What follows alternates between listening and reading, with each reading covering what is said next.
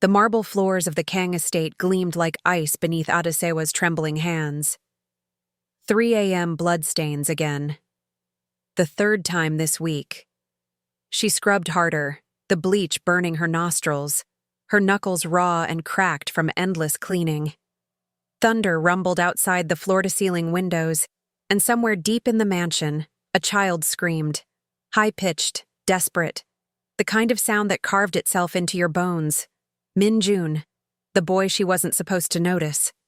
Adesewa paused, her chest tight. Back home in Lagos, that scream would have sent her running to help. But here, in this cold palace that smelled of expensive wood and older secrets, she'd learned a different survival rule. Mind your business. Stay invisible. Stay alive. Footsteps echoed down the corridor. 2 guards, their voices low and cruel. "The boy won't last another month," one muttered. 50 doctors, 50 failures. The boss is losing his mind.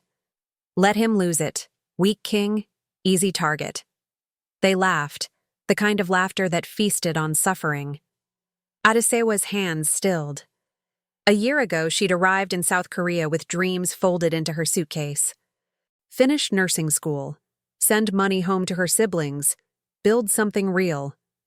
Then the fire came. Her apartment turned to ash. Her documents, her savings, her future, gone. Now she was nobody. A ghost scrubbing blood from marble at 3 a.m, clutching a fake ID that cost her last one, her stomach a hollow drum she'd learned to ignore.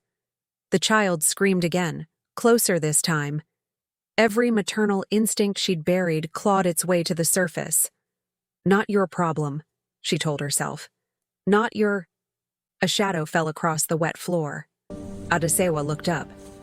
A man in a black suit towered above her, his face carved from stone, his eyes empty of mercy. "The boss wants to see you," he said. "Now. Before we continue, hit like if you're ready for this wild journey, and comment where you're watching from, because what happens next will shake you to your core." The boss's office smelled like leather and fear. Do Hwan Kong sat behind a desk carved from black walnut, his hands clasped like a man praying to a god who'd stopped listening. He was younger than Adesewa expected, maybe 40, but his eyes held centuries of violence. A scar ran from his left temple to his jaw, a souvenir from a war she'd never understand. "You're the new maid," he said. Not a question. "Yes, sir." Her voice came out steadier than she felt. "My son is dying." The words dropped like stones into still water. 387 days, 50 specialists, every test known to modern medicine. Nobody can tell me why. He pulled out a photograph, a little boy with a smile that could melt winter. Now that same boy was a ghost haunting the 3rd floor. "I've killed men for lesser failures," Do Hwan continued, his voice quiet, lethal. "But I can't kill what I can't see. I can't fight an enemy with no name." For the first time in her life, Adesewa saw something she never thought she'd witness. A monster brought to his knees by love. "You'll clean the medical wing," he said. "Nothing more. Touch nothing. Speak to no one about what you see. Understood?" "Understood." As she left, a man entered, Dr. Ha-Yoon Park. Gentle eyes, warm smile, the kind of face that belonged in children's hospitals and Sunday school posters. He carried a leather medical bag and wore a tie with tiny cartoon bears. "Ah, you must be new," he said, his voice honey smooth. "I'm Dr. Park. I've been treating Min-jun since this nightmare began. Please, if you notice anything unusual, anything at all, come find me immediately. That boy is like a nephew to me." His concern seemed genuine. His kindness felt real. Adesewa nodded, but something whispered wrong in the space between his words and his smile. She'd felt that whisper before, in Lagos, moments before danger struck. In the medical wing, she met the others. Nurse Hee-jin, exhausted, moving like a sleepwalker, following orders without question. Dark circles carved permanent shadows under her eyes. She barely acknowledged Adesewa's presence, just pointed to supplies and muttered, "Stay out of the way." Headmaid Jinne, sharp as a blade, watching Adesewa like a hawk tracking a mouse. 50-something, spine straight as rebar, lips pressed into a permanent line of disapproval. "You're the fourth maid this month," she said coldly. "The others couldn't handle the atmosphere. Let's see if you're different. Or if you'll disappear like them," her eyes added. The medical wing felt wrong, too sterile, too quiet. Like a hospital room where the patient had already died, but nobody had removed the machines yet. In the corner sat Minjun's room. Through the glass partition, Adesewa saw him. 6 years old, paper-thin, IV tubes snaking from his small arms like parasitic vines. He was drawing in a notebook, his hand shaking with each stroke. She moved closer. The drawings were monsters, dozens of them. Shadow creatures with too many teeth, reaching from the corners of the page with clawed hands. One drawing stopped her cold. A figure in a white coat standing over a small bed, holding something that looked like a syringe, but drawn so violently the pencil had torn through the paper. Minjun looked up. Their eyes met. He didn't smile, didn't wave, just stared with the ancient, knowing gaze of someone who'd stopped believing in rescue. Then he mouthed 2 words she'd later realize changed everything. "Help me." That night, alone in her tiny basement room, barely large enough for a cot and a broken dresser, Adesewa pulled out her most precious possession, a nursing textbook from her incomplete degree, its pages worn soft from years of study. She'd kept it through the fire, through the homelessness, through every dark moment when she'd wanted to give up. Inside the front cover, her mother's handwriting. "Adesewa, your name means the crown has opened. You were born to heal. Don't forget." She hadn't forgotten, but she'd buried it to survive. Now, lying on a cot in a criminal's mansion, listening to a child's distant cries echo through ventilation shafts, she felt something dangerous bloom in her chest. Purpose. She had no documents, no money, no safety net, but she had knowledge. And she'd learned, surviving Lagos's most dangerous neighborhoods, that sometimes the people nobody notices see everything. She was invisible here. A black maid in a world that looked through her. Maybe, just maybe, that invisibility was her superpower. Outside her door, footsteps paused. Someone listening. Adesewa shoved the textbook under her pillow and held her breath. The footsteps moved on, but the message was clear. You're being watched. Somewhere above, Minjun screamed again. This time, Adesewa didn't look away. 2 days later, everything changed. Adesewa was cleaning the hallway outside Minjun's room, her mop moving in methodical circles, her ears tuned to the rhythm of the house. She'd learned its patterns. Dr. Park visited at 2 p.m. sharp. Nurse Hayajin changed shifts at 3. The guards rotated every 4 hours. Patterns meant predictability. Predictability meant survival. Then she heard it, a wet, choking sound that turned her blood to ice. She dropped the mop. Through the door, she could hear Minjun gasping, furniture scraping, something hitting the floor. The 2 guards outside his room were arguing about a soccer match, voices raised, oblivious. "Telling you Kim should have been benched. You're insane. He's the only one who—" "The boy is dying, and they're talking about football." Adesewa's body moved before her mind caught up. She shoved past the guards and burst through the door. Minjun was on the floor, his small body rigid, convulsing violently. His lips had turned blue. His eyes rolled back, showing only whites. Foam gathered at the corners of his mouth. Seizure. Airway compromised. Maybe 30 seconds before brain damage. The nursing training she'd buried roared back to life. She dropped to her knees, rolled him onto his side, recovery position, and swept 2 fingers through his mouth, clearing the airway. His little body was stiff as wood, but she positioned him carefully, protecting his head, applying gentle pressure to his jaw to keep the airway open. "Come on, baby. Come on. Breathe." Seconds felt like hours. The world narrowed to this: her hands, his chest, the terrible silence before breath. Then, a gasp. Weak, rattling, but there. His chest rose, fell, rose again. The seizure's grip loosened. Color crept back into his lips. That's it. I've got you." Behind her, the guards finally reacted, shouting into radios. Footsteps thundered down the corridor. Dr. Park arrived first, medical bag in hand, his usual calm cracking into something raw. "What happened? What did you—" Then Do-hwan appeared in the doorway. The boss, the king, the man who made grown killers tremble, froze. Because his son was conscious, breathing, looking up at him with clear, focused eyes for the first time in weeks. Do-hwan's gaze shifted to Adesewa, still kneeling on the floor, her hand steady on Min-jun's small shoulders. "Who taught you to do that?" His voice was quiet, dangerous. Adesewa's throat went dry. In this world, standing out meant danger, but lying now would be worse. I studied nursing, back home, in Lagos. I didn't finish, but You saved him. Not a question. A fact that rearranged the universe. Dr. Park stepped forward, his smile tight. "She did well, but Min-jun needs proper medical attention now. If you'll step aside—" "No." Do-hwan's word cut like a blade. He looked at Adesewa with an intensity that made her skin prickle. "You're his new caretaker, effective immediately. You'll have access to his medical records, his room, everything. Keep him alive." The room went silent.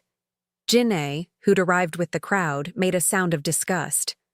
"Sir, she's just a maid. She's not qualified. She's more qualified than 50 doctors who've done nothing but watch him die." Do-hwan's voice allowed no argument. "It's done." Dr. Park's expression flickered, something cold and calculating passing behind his gentle eyes before the warm smile returned. "Of course. Whatever's best for Min-jun, I'm sure we'll work together beautifully." He placed a hand on Adesewa's shoulder. Friendly, reassuring. His fingers squeezed just hard enough to hurt. "Welcome to the team," he said softly, his breath warm against her ear. "How fortunate that you were nearby." That night, Adesewa sat in her new room, larger, on the 3rd floor, close to Min-jun, with her hands still shaking. She'd been given a key card, a new uniform, access to the medical wing's records. She'd also been given something else, a target on her back. On her pillow lay a handwritten note, the paper expensive, the handwriting elegant. Curiosity killed the cat. "But you're not even a cat here, are you? Just a mouse in a house full of snakes. Be careful where you scurry." No signature. Adesewa crumpled the note, her jaw set. She'd survived Lagos's streets. She'd survived losing everything in a foreign country. She'd survive this too. Because for the first time since the fire, she had something worth fighting for. A little boy who'd whispered, "Help me," with his eyes, and who now looked at her like she was the only person in the world who could. Through the wall, she heard Min-jun's voice, small and hopeful. "Nurse Adesewa, are you there?" She pressed her palm against the wall. "I'm here, Min-jun. I'm not going anywhere." But even as she said it, she felt the house closing in around her, a trap she'd walked into willingly, a game whose rules she didn't yet understand. In the medical wing, Dr. Park updated his private notes, his pen moving with practiced precision. Complication. The new caretaker. Monitor closely. Adjust timeline if necessary. He closed the journal and smiled at his reflection in the darkened window. Nobody would suspect Uncle Yoon. They never did. 2 weeks passed, and Adesewa learned to live in the space between helper and suspect. She kept her nursing textbook hidden under her mattress now, using its margins to track what the medical charts wouldn't show. Every night after Min-jun slept, she'd pull it out by flashlight, adding observations in tiny, careful script. Day 3. Minjun vomited 2 HRs after Dr. Park's solo visit. Chart says routine checkup. Why alone? Day 5. Water bottle from medical supply room tastes metallic. Saved sample in soap bottle. Day 8. Vitamin supplements make him worse, not better. Stopped giving them. He improved. Day 11. Minjun drew another picture, asked him about the shadow man. He whispered, "He comes when I'm supposed to sleep, makes me drink the bitter medicine." Patterns emerged like bruises under skin, invisible until you knew where to look. Minjun's bad days aligned perfectly with Dr. Park's private sessions, the special supplements prescribed only by Dr. Park. The way Nurse Hyojin never questioned his orders, just followed them with exhausted obedience. But it was Minjun himself who gave her the final piece. One afternoon, while Adesewa read him a story, he pressed close to her side and said, "I feel sick after Uncle Yoon's visits, but Appa says he's trying to help me." Adesewa's blood went cold. "What does Uncle Yoon give you?" "Medicine. He says it's special, just for me." Minjun's small hand gripped her sleeve. "But it tastes like metal, like blood. Metal. Like the water bottles, like thallium tastes, according to her textbook's toxicology chapter." She wanted to run to Do Hwan immediately, scream the truth. But who would believe an undocumented maid over a respected physician? She needed proof. Real proof. The obstacles mounted like walls closing in. Dr. Park began appearing at odd hours, his gentle smile sharpening at the edges. "You seem very involved in Minjun's care. I appreciate your dedication, but medical decisions should be left to professionals, don't you think?" Jin'e reported her for overstepping boundaries after Adesewa questioned a medication dosage. "Know your place, girl. Your staff, not family." Her room was searched while she worked. Drawers left slightly open, her textbook moved 2 inches to the left. Someone was watching. Then came the note, slipped under her door at midnight. "Leave before you're buried here. This is your only warning." She should have been terrified. Part of her was. But the larger part remembered Minjun's laugh when she taught him to say, "hello," in Yoruba, "bawo ni," his whole face lighting up like he'd learned magic. He was getting better under her care. Actually better. His sketches changed from monsters to heroes. His father visited more, stayed longer, almost smiled. One evening, Do Hwan found her reading to Minjun in the garden, the boy curled against her side like he'd found safe harbor. Do Hwan stood in the doorway, silent, watching. When Adesewa looked up, she saw something she hadn't expected in those killer's eyes. Gratitude.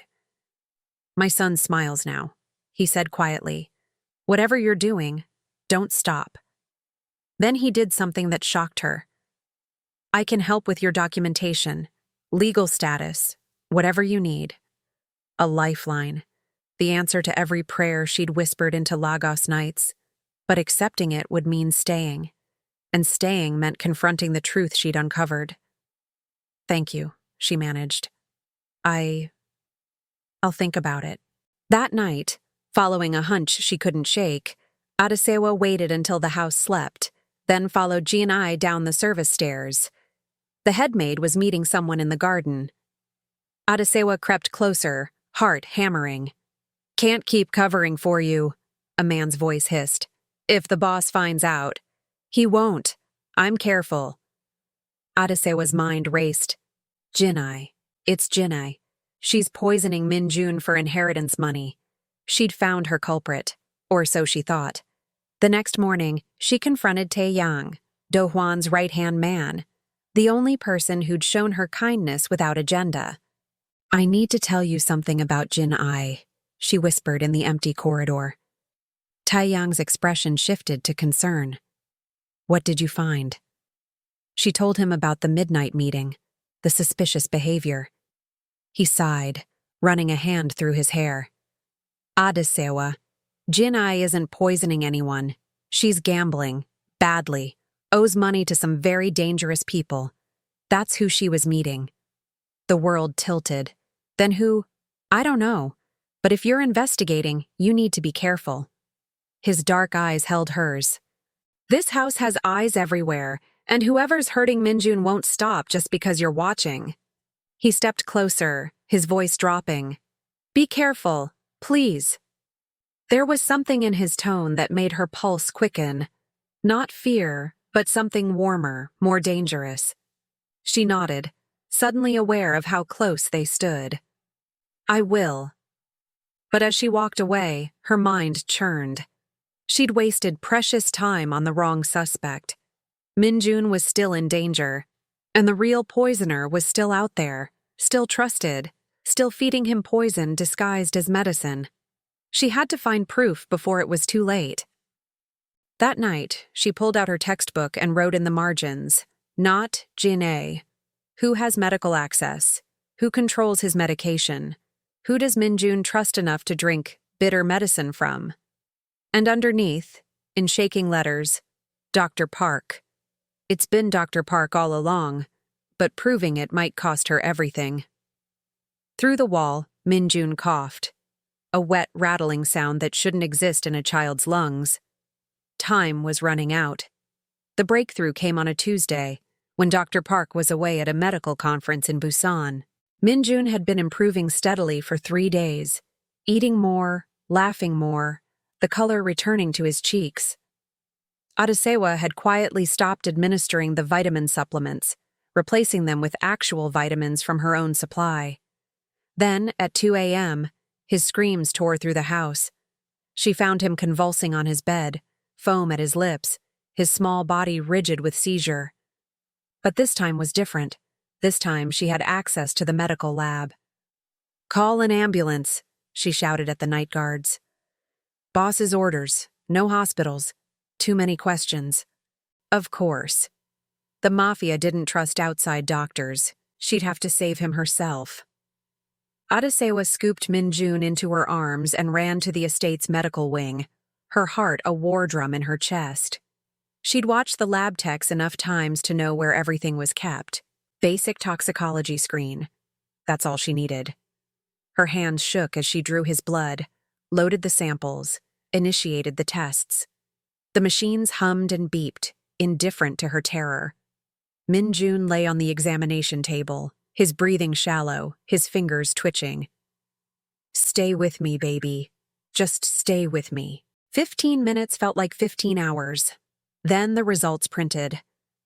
Adesewa stared at the paper, her blood turning to ice water. Thallium.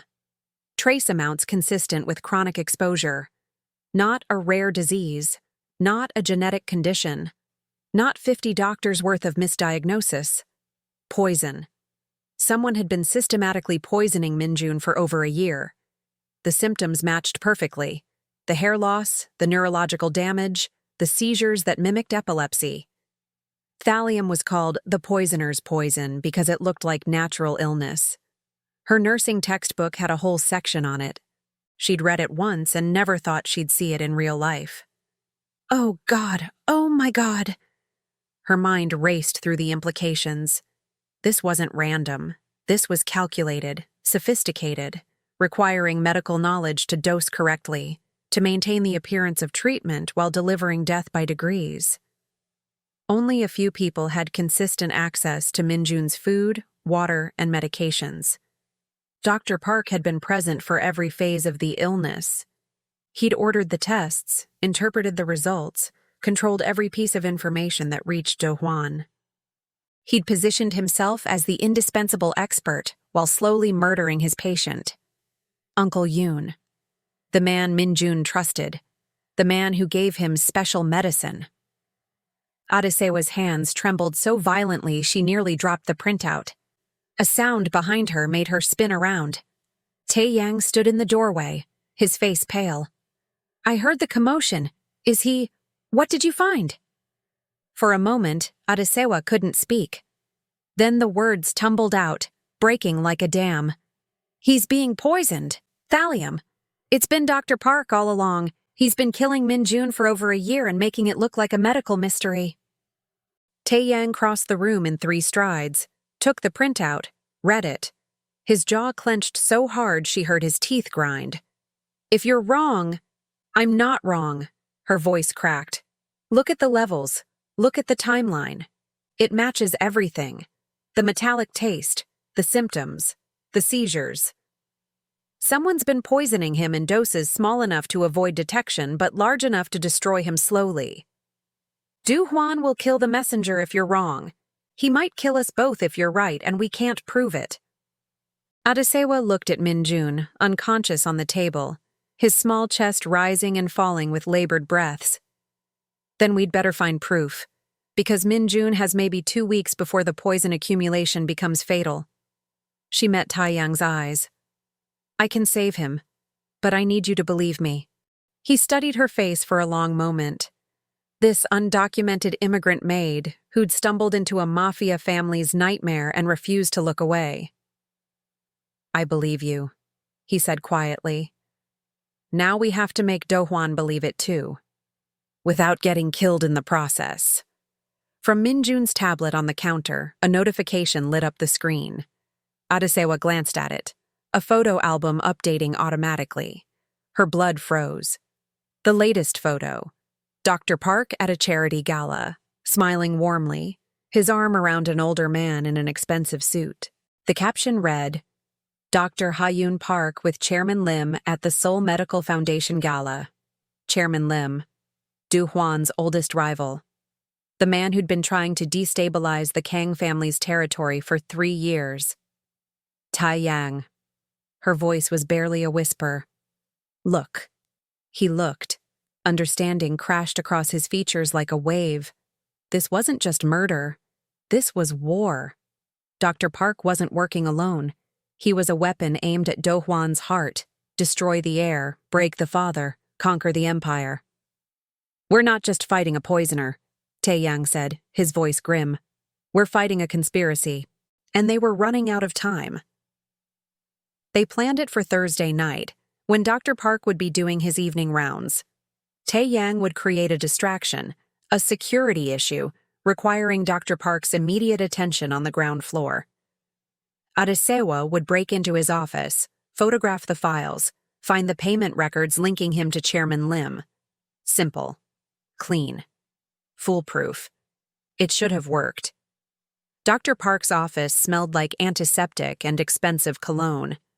Adesewa's hands shook as she rifled through his desk drawers, her phone's flashlight cutting through the darkness. Come on. Where would he keep it?" Taeyang's voice crackled in her borrowed earpiece. "You have 5 minutes. He's getting suspicious." Then she found it, a locked drawer. She used the letter opener from his desk, jimmying it open with a technique she'd learned in Lagos when locks stood between her and survival. Inside, a ledger, payment transfers, shell company names, and there, Chairman Lim's seal on a contract. "Services rendered Airy, project succession, payment upon completion, ye 500 million. Her phone's camera clicked rapidly, capturing everything. "Got it," she whispered. "Coming out now." The office lights blazed on. Dr. Park stood in the doorway, his gentle mask completely gone. In its place, cold, calculating fury. "You should have stayed a maid." Adesewa's blood turned to ice. Behind Dr. Park, Taeyang struggled against 2 guards, a trickle of blood running from his temple. The security issue was convenient, Dr. Park said conversationally, stepping inside and closing the door. "Almost too convenient. I've been a doctor for 20 years. You develop instincts for when something's infected." He moved to his desk, pulled out a different file. This one thick. Prepared. "You've been very thorough, Adesewa. Unfortunately, so have I." He spread the contents across his desk like a dealer showing a winning hand. Photos of her entering the medical wing at night. Her fingerprints on medication bottles, ones she'd never touched.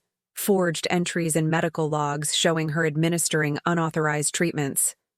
A psychiatric evaluation she'd never sat for, detailing erratic behavior and obsession with the patient. "You see, when I realized you were a problem, I began documenting everything. A disturbed employee, obsessed with a sick child, slowly poisoning him while playing savior. His smile was razor thin. It's a compelling story. Duhuan will believe it. He'll want to believe it because the alternative, that he trusted the wrong person for 387 days, will destroy him. You won't get away with this. But Adesewa's voice shook. I already have. Dr. Park pressed the intercom. Security. We have an intruder in my office, the new caretaker. She's armed and dangerous. Within seconds, guards flooded the room. Dohwan arrived moments later, his face carved from stone. Dr. Park showed him the fabricated evidence, his voice heavy with manufactured sorrow. I hate to say this, but I believe Adesewa has been harming Minjun. Look at these logs, the medication tampering. I wanted to believe in her, but no. Adesewa's voice broke. He's lying. He's the one poisoning Minjun. I have proof. But her phone was already in a guard's hand, the photos disappearing as Dr. Park deleted them with calm efficiency. Proof? Dr. Park's eyebrow raised. Or more delusions? Dohwan's eyes, those killer's eyes that had once shown gratitude, now held nothing but cold fury. Take her to the basement. Lock her in until I decide what to do with her.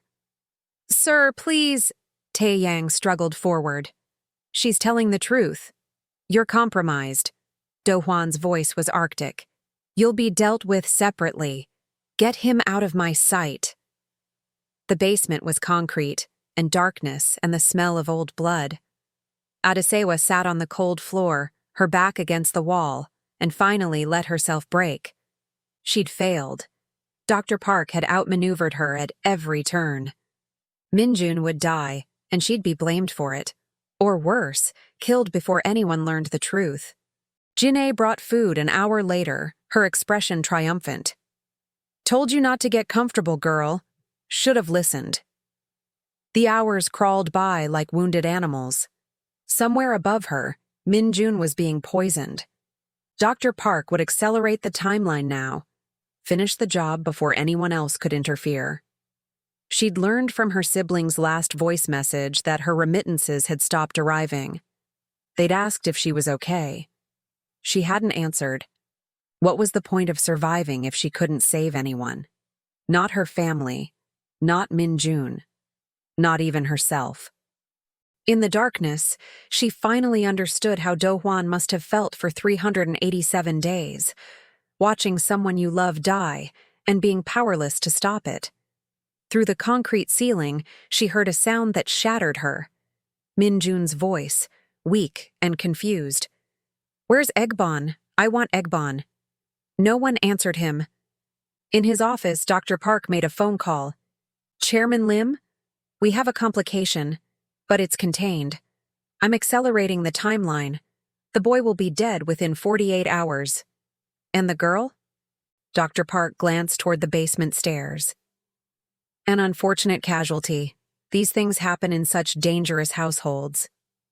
He ended the call and prepared Minjun's final dose, triple the usual amount. Uncle Yoon hummed softly as he worked. Nobody would suspect him. They never did. Adesewa had been in the basement for 6 hours when she heard the lock click. She tensed, expecting guards, expecting violence. Instead, Jin'e slipped through the door, her face grim. Get up. We don't have much time. Adesewa blinked, disbelieving. What? I said get up. Jin'e thrust a bundle at her. Adesewa's confiscated phone, the toxicology report, her nursing textbook. I don't like you, girl. You're reckless, and you don't know your place. But I hate traitors more. I don't understand. I heard Dr. Park on the phone tonight. Heard him talking to Chairman Lim about payment for services rendered. About finishing the job. Jin'e's jaw was set like stone. I've served the Kang family for 15 years. I've cleaned blood off these floors, buried secrets in these walls.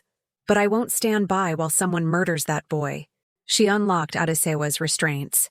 So move, before I change my mind. Adesewa's legs nearly gave out as she climbed the basement stairs.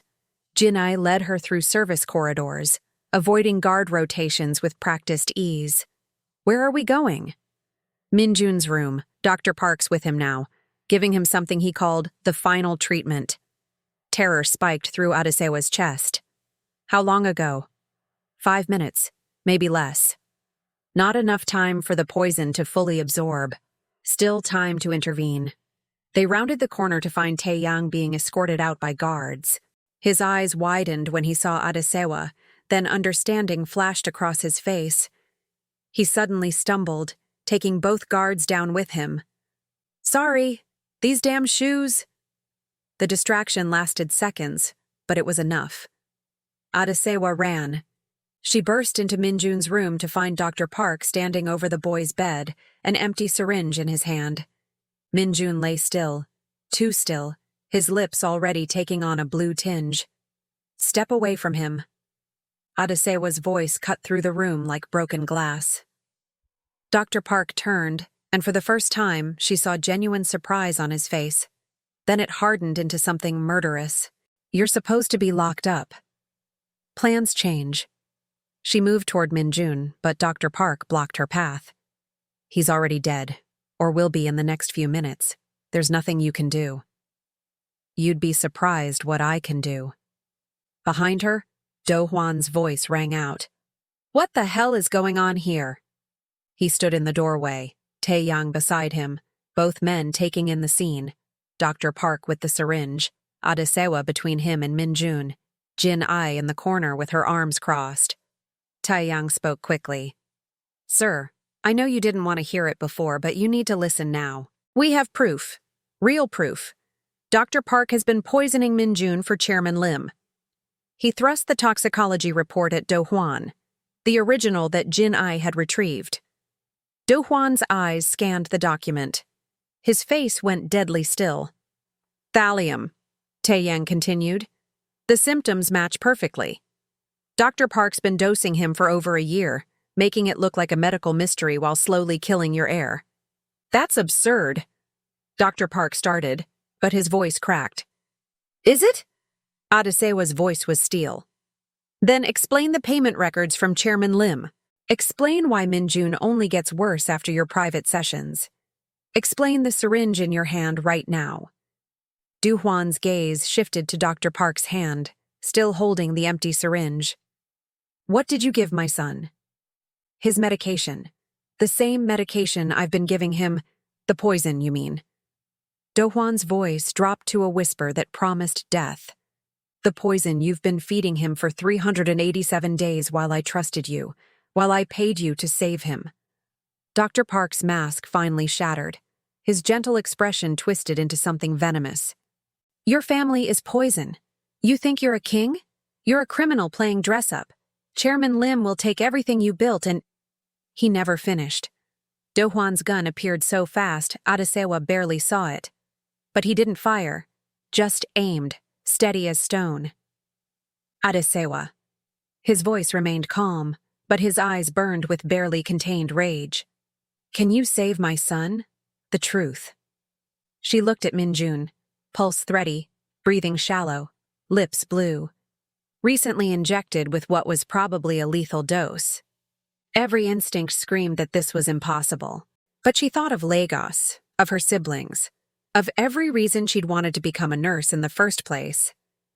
I need an antidote, Prussian blue. It's the treatment for thallium poisoning. Her voice steadied. The estate's medical supply won't have it. Dr. Park made sure of that. But I know a pharmacist in Seoul, Nigerian man who owes me a favor. Taeyang was already pulling out his phone. Give me the address. I'll get it. How long does Minjun have? Do Hwan's question hung in the air like a blade. Adesewa looked at the boy she'd come to love like family. Hours, maybe less.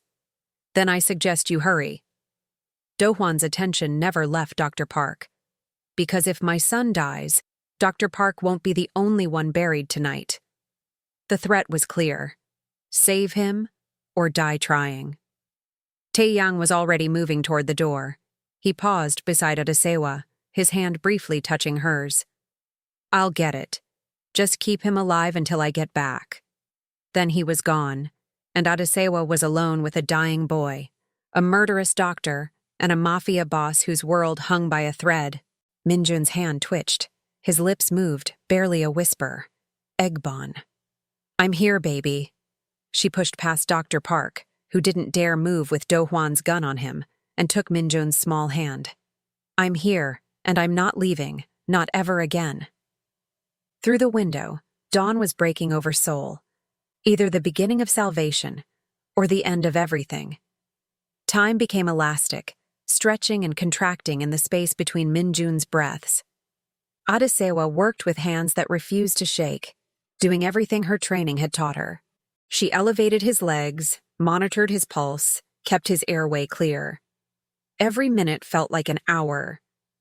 Do-hwan stood like a statue, his gun never wavering from Dr. Park's head. Dr. Park had stopped pretending. You think this changes anything? Chairman Lim has a dozen men like me. Your empire is already crumbling, Do-hwan. Minjun was just the first domino. Then you'll die knowing you failed. Do-hwan's voice was ice. Because my son will survive this, and then I'll dismantle Chairman Lim piece by piece. 40 minutes crawled by. Minjun's breathing grew shallower. His pulse weakened. Adesewa pressed her fingers to his neck, counting the thread-like beats, whispering prayers in Yoruba. Egbon. Minjun's eyes fluttered open, unfocused. Am I dying? No, baby. No, you're going to be fine. But her voice cracked. The Shadow Man, he gave me the bad medicine again. I know, but we're going to fix it. Just hold on a little longer. His small hand gripped hers with surprising strength. Don't let go. Never. Then, footsteps thundering in the hallway. Tae-young burst through the door, a medical bag in his hands, sweat dripping down his face. I got it. Prussian blue. The pharmacist said to administer 3 grams orally, immediately. Adesewa's hands moved on instinct, measuring, mixing, preparing. The medication was a deep blue powder that she dissolved in water. Minjun, I need you to drink this for me. Can you do that? He nodded weakly. She lifted his head, brought the cup to his lips. He drank in small sips, grimacing at the taste. Good boy. Such a brave boy. The room held its breath. Dr. Park laughed, a bitter, broken sound. Prussian blue takes hours to work. He'll be dead before— Shut up! Do-hwan's finger moved to the trigger. One more word, and I end you right here. Minutes passed like years. Then, color. Just a hint, creeping back into Minjun's lips. His breathing deepened, steadied. Adesewa checked his pulse. Stronger. Still weak, but definitely stronger. It's working, she whispered. It's actually working. Do-hwan's composure cracked for just a moment, his eyes closing, a shudder running through him. Relief so profound it looked like pain. How long until he's stable? Hours, maybe a full day. The poison needs to be flushed from his system, but he's going to make it. Tears streamed down Adesewa's face. He's going to make it. Minjun's eyes opened, clearer now. He looked at his father. Appa? Do-hwan holstered his gun and crossed to the bed in 3 strides. He took his son's hand, his killer's hands gentle as prayer. I'm here, Minjun. I'm here. Uncle Yoon tried to hurt me. I know, but he'll never hurt you again. I promise. Do-hwan turned to his guards. Take Dr. Park to the holding room. I'll deal with him personally later. His smile was a predator's promise. And he'll wish I'd shot him here. As guards dragged Dr. Park away, he screamed, Chairman Lim will destroy you. This isn't over. You think you've won, but— The door slammed shut, cutting off his threats. Later, after Minjun had fallen into genuine healing sleep, Do-hwan pulled something from his pocket. Dr. Park's confiscated phone. While you were stabilizing Minjun, I went through this. He showed the screen to Adesewa and Tae-yang. Messages between Dr. Park and Chairman Lim going back 18 months. Payment receipts. Plans to poison other Mafia children next. Destabilize entire families. Adesewa felt sick. He was going to do this to more children? He already had a list. 7 targets. Do Hwan's jaw clenched. You didn't just save my son. You stopped a serial killer. The weight of it crashed over her. How close they'd come to failure. How many other families would have suffered. What happens now? She asked quietly. Do Hwan looked at his sleeping son, then at her. Now I send this evidence to every family on that list. Chairman Lim will be dead within the week. His allies will turn on him faster than he can run. He placed a hand on Adesewa's shoulder. And you? You're family now. Whether you want to be or not. Taeyang smiled. Careful, boss. She might actually leave if you make it optional. But Adesewa looked at Minjun, peaceful in sleep, his color returning, his breathing steady. I'm not going anywhere, she said softly. For the first time in 387 days, hope lived in the Kang estate. And it wore the face of a woman who'd once scrubbed blood from marble floors, invisible and afraid. Now she was the one who'd brought light back to a dying house. 3 months later, spring painted the Kang estate in cherry blossoms. Adesewa stood in the garden, watching Minjun chase butterflies with other children, sons and daughters of Do Hwan's allies, the ones Dr. Park had planned to poison. They were alive because she'd stopped him. Minjun's hair had grown back thick and black. His drawings now showed superheroes and dragons, not monsters. And every morning, he taught his new friends words in Yoruba. Bawo ni, he called out, laughing. That means hello. She smiled, her hand instinctively touching the nurse's badge pinned to her uniform. Official, legal, earned. Do Hwan had funded the completion of her nursing degree and hired her as the estate's head nurse. Her siblings in Lagos were enrolled in university now, their futures bright. Taeyang appeared beside her, carrying 2 cups of tea. Their hands brushed as she took hers, a touch that had become familiar over quiet evenings and shared conversations. He looks happy, Taeyang said. He is happy. They all are. Do Hwan emerged from the house, his expression softer than she'd ever seen it. He joined them, watching his son play. Chairman Lim was found dead yesterday, he said quietly. His allies turned on him, just as predicted. Dr. Park. He paused. Dr. Park won't hurt anyone ever again. Adesewa didn't ask for details. Some things were better left in the darkness where they belonged. Minjun spotted them and ran over, throwing his arms around Adesewa's waist. Egbon, come play with us. In a minute, baby. You saved him, Do Hwan said, his voice rough with emotion. You saved more than my son. You saved my soul. She looked at the man who'd once terrified her, seeing past the Mafia boss to the father beneath. He saved me too. Gave me purpose when I had nothing. Jinai walked past carrying linens, pausing to nod at Adesewa, respect earned through fire and truth. Even the head maid had become an unlikely ally. Egbon, Minjun tugged her hand. Why did you risk everything for me? She knelt to his level, looking into eyes that had seen too much darkness but now sparkled with life. Because every life matters, Minjun. Every single one. No matter where you come from or who says you don't belong. She touched his cheek gently. And because sometimes the bravest thing you can do is care when everyone else has given up. He hugged her tight. I love you, Egbon. I love you too, baby. Later that evening, Adesewa stood in the same marble hallway where she'd once scrubbed floors on her hands and knees, invisible and afraid. Now she wore a nurse's uniform. Now people nodded with respect as she passed. Now she had legal papers with her real name, a family that chose her, and a little boy who called her sister. The same halls, the same woman. But everything had changed.